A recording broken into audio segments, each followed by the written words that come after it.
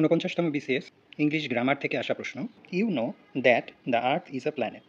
এখানে that the earth is a planet এইটুকু নিচে দাগ দেওয়া আছে এবং আমাদের প্রশ্ন করেছে the underlined part is a or an.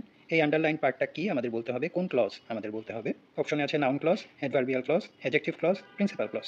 আমরা বাক্যে ক্লজটির অবস্থান একটু বুঝে নিই।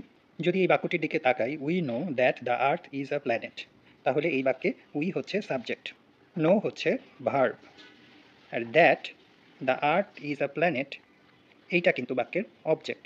তার মানে আন্ডারলাইন পার্টটা পুরাটাই এই বাক্যে অবজেক্টের কাজ করছে। এখন আমরা জানি যে বাক্যে অবজেক্টের কাজ কে করতে পারে। অবজেক্টের কাজ করতে পারে নাউন। নাউন কী কী হিসেবে বসতে পারে? নাউন সাবজেক্ট আকারে বসতে পারে, অবজেক্ট আকারে বসতে পারে, অথবা কোনো প্রিপোজিশনের পরে বসতে পারে, প্রিপোজিশনের পরের অবজেক্ট হিসেবে বসতে পারে। এই বাক্যে আন্ডারলাইন করা অংশটা যেহেতু অবজেক্টের কাজ করছে, তাই এদিক থেকে এটি কিন্তু নাউন ক্লজ। এছাড়া নাউন ক্লজ চেনার আরও একটি উপায় হচ্ছে, যদি আমরা সাবজেক্ট ভার্বের পর এই ক্লজটিকে উঠিয়ে দিয়ে আমরা এই জায়গায় ইট বা দিস বসাই, তাহলে যদি বাক্যের অর্থ সম্পূর্ণরূপে প্রকাশিত হয়, তাহলে কিন্তু এটা নাউন ক্লজ হবে। উই নো ইট অথবা উই নো দিস, এইটুকু বললে কিন্তু বাক্যের অর্থ সম্পূর্ণরূপে প্রকাশিত হয়। উই নো ইট, আমরা এটা জানি। তার মানে এটি হচ্ছে নাউন ক্লজ চেনার শর্টকাট উপায়। যে ক্লজটিকে আমাকে চিনতে বলা হয়েছে আন্ডারলাইন করা, সেটাকে উঠিয়ে দিয়ে আমি যদি তার জায়গায় ইট বা দিস বসিয়ে একটি সম্পূর্ণ বাক্য তৈরি করতে পারি, তাহলে কিন্তু ওই আন্ডারলাইন করা অংশটা নাউন ক্লজের উদাহরণ হবে অবশ্যই। নাউন ক্লজ সাধারণত নাউনের মতোই বাক্যে সাবজেক্ট, অবজেক্ট বা প্রিপোজিশনের অবজেক্ট হিসেবে বসে। এই বাক্যে যেমন অবজেক্ট হিসেবে বসেছে, আমি আরও দুটি বাক্যের উদাহরণ দিয়েছি নাউন ক্লজের। What he said was true, এখানে হোয়াট হি সেইড এই অংশটি কিন্তু বাক্যে সাবজেক্ট আকারে বসেছে। সাবজেক্টের পর ওয়াজ হচ্ছে ভার্ব এবং ট্রু হচ্ছে অবজেক্ট।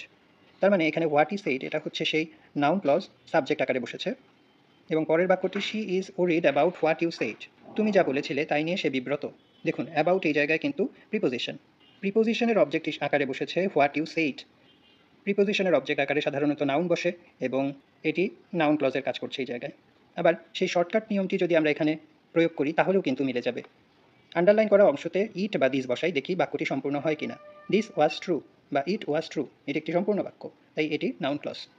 আবার পরের উদাহরণে যাই, she is worried about it অথবা she is worried about this, সে এটা নিয়ে বিব্রত, তাহলেও কিন্তু বাক্যের অর্থ সম্পূর্ণ হয়। তার মানে শর্টকাট নিয়মেও এটা নাউন ক্লজ এবং গ্রামাটিক্যালিও এটি নাউন ক্লজের উদাহরণ। নাউন ক্লজের তিনটি উদাহরণ আমরা একই সাথে শিখে গেলাম।